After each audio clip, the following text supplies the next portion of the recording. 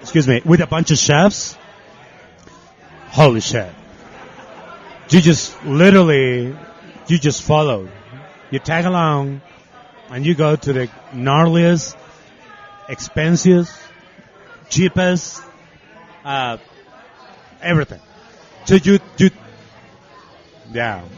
It's like a tour in Mexico City where all the spots that you have to try, same thing. But you're shooting the shit with badass chefs from Seattle, California, any city, hometown, Chicago, Ohio, Montana, Kansas, neighbors states, and Pittsburgh, that restaurants that you don't know of and stuff. So, the hardware is great, absolutely, help with the business and stuff, and yeah, it's cool, But I think that it's more about the connections and the relations that you build, and that's it seems like a joke to pack. Hey, let's pack all these fucking crazy chefs, badass chefs from all over the country into one room. Boom. See what happens. That's exactly what the James Spirit is. To me, at least. That's what I gather. Oh, fuck yeah.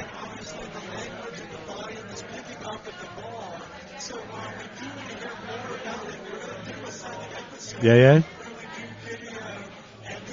Sunday morning. Yeah. Yeah.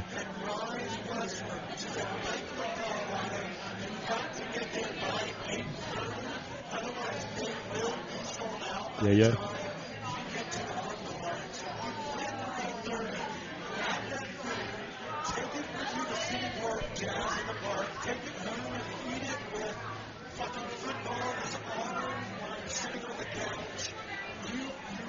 Yeah.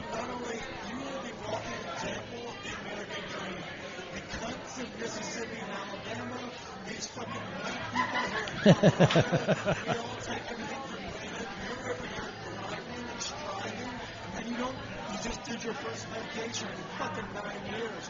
For a capitalistic economy, you see a lot of those venture capitalists taking a lot of vacations. Meanwhile, you're out there grinding. And I appreciate that. We appreciate you taking the time to sit down. Absolutely, man. But you're not out of the fucking woods yet. Oh, fuck no. I mean, you had a full bar, man. It's a righteous cause. That's why we record on location. Because we want it to feel like a live show.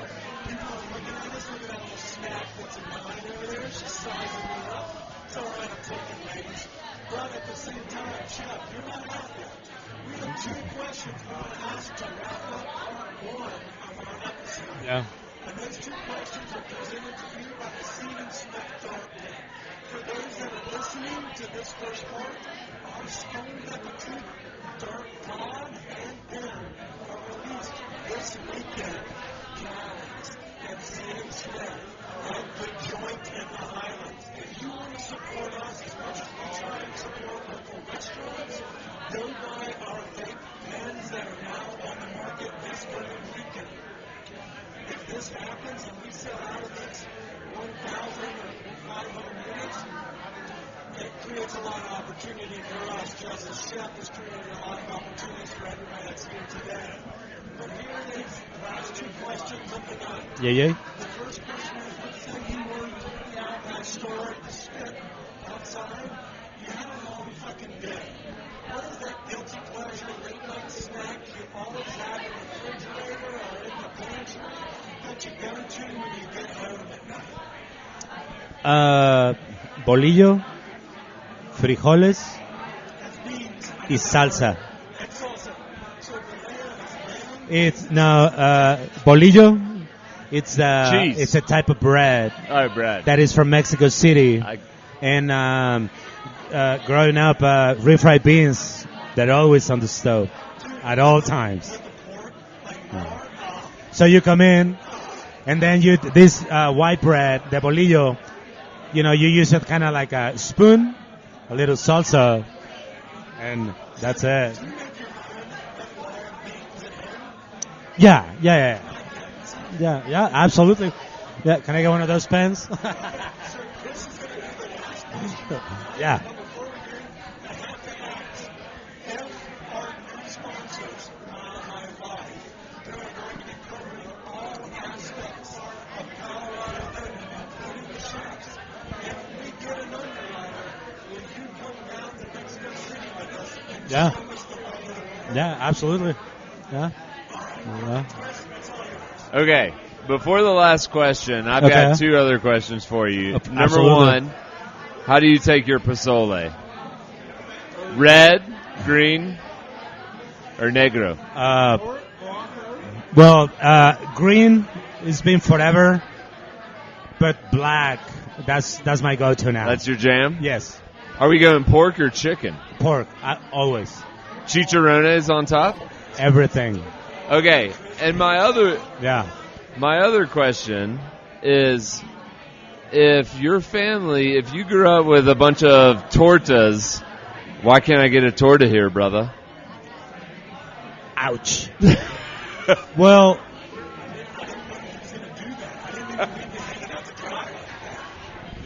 I'm just I'm fucking gonna with you, answer but this I want a question torta. with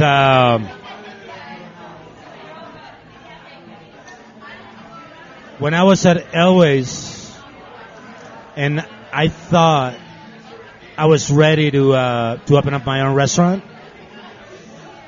That concept, and the World Cup was coming up.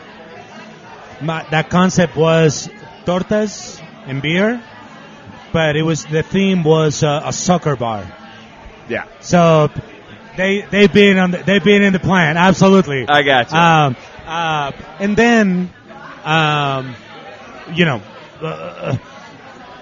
you got to think also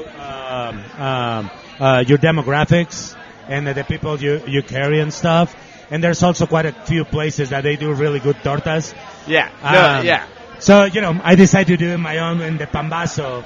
It's kind of like my own version on the torta, but I did. Yeah, I wasn't trying to bust your balls. No, not at all.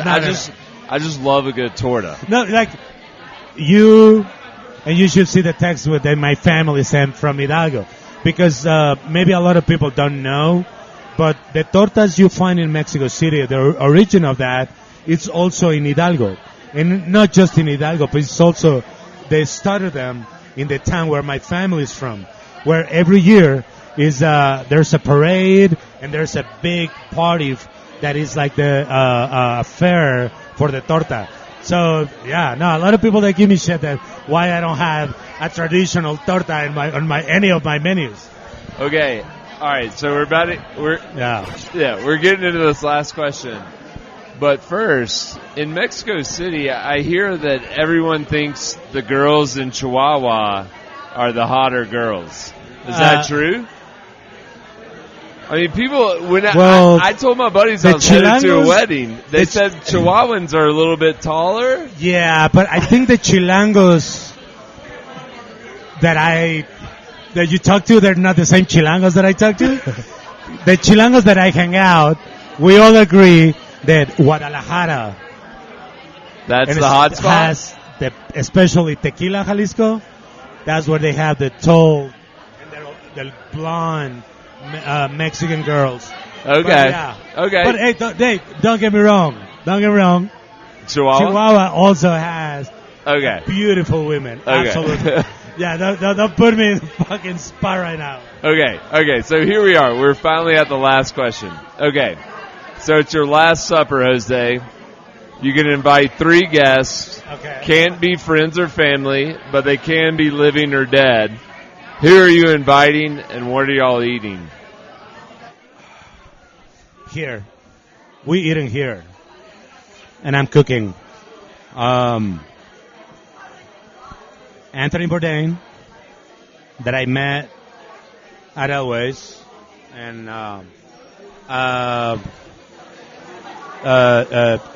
Tyler Wyatt, one of my mentor. That sounds like a friend. Well, no friends and family. Some more dead folks.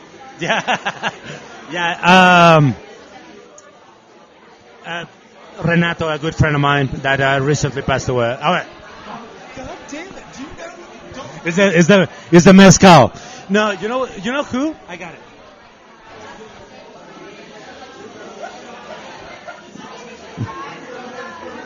I would love to sit down and cook for. No, I would say Nelson Mandela. I think what he did and he went through, same just like Bourdain, it just resonates with my lifestyle and where I'm at right now. And lastly, I'd say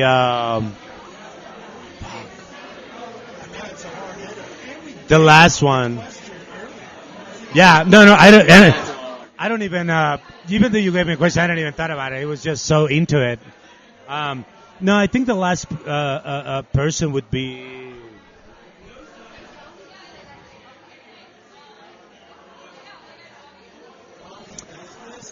I can. No.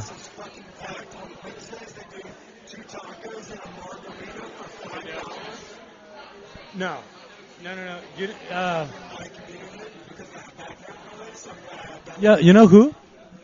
Kobe Bryant.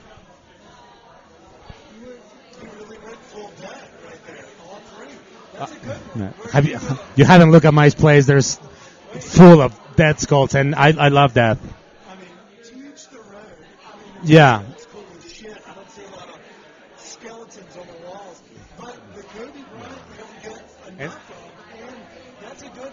Yeah, I think Kobe Bryant and the Mamba mentality. I think that again, I think that resonates with me. That going back to your question earlier, that the James Beard nomination, yeah, that totally jiggled my nuts, and it was it made my heartbeat go faster for sure. But that was kind of like a quick hot second, and I knew I had a lot of things to order, and I had a lot of prep to do, and I just go back to the grind, and I just have more projects to do, and all these are just recognition that and indications that me and my team we're on a good path, and that's all I take from it, and even at some point we take the hard work. Then again, it's going to be great for pictures, but next day I need to go back to the grind because there's a lot of shit to do, and that's the Mamba mentality. So. There's these teammates that are going out and getting shit faced through them. I would wake them up at 5 a.m. Yeah. There's teammates that would show up 10 minutes before practice and leave 10 minutes after practice. And he's like, why am I going to give it my all and then want to pass it to somebody that's not going to give it their all? Yeah. We've seen through this conversation today that no matter what it is you do, you put in 110 fucking percent. You pick people up by the bootstraps when they may not be vibing the same. And that is the Mamba mentality. If it's not everybody running together, then you're going to drag them when you sprint. Well, yeah. And I love that that's the mentality because that's what you have to have, especially in an overly competitive, crazy capitalistic market, which is the American food scene. But much less, you're doing something that's a differentiator. And oftentimes Americans don't like different. And so I applaud you not only for making your bones I love different. in our community, but also for being nationally recognized. Yeah. Thank you. Yeah, different makes the world Yeah. go round. And so 100%. I appreciate that. And Thank you. I appreciate you. Thanks for bringing Yeah. your best, not only today on this podcast, Yeah. but fucking every day and leading by example. Yeah. I mean, your team is fucking awesome. Yeah. Yeah, that's another thing. Like, it's my idea, man. But at the end of the day, my back of the house, my front of the house, they are putting to work my idea. Because as everybody knows, an idea without the muscle and all that is just an idea. So, it's I wish every single person could do all these interviews, because they're all part of them. I just get to be the face and get to be my idea and stuff. But it's all of these and the James Bean and all that jazz. It's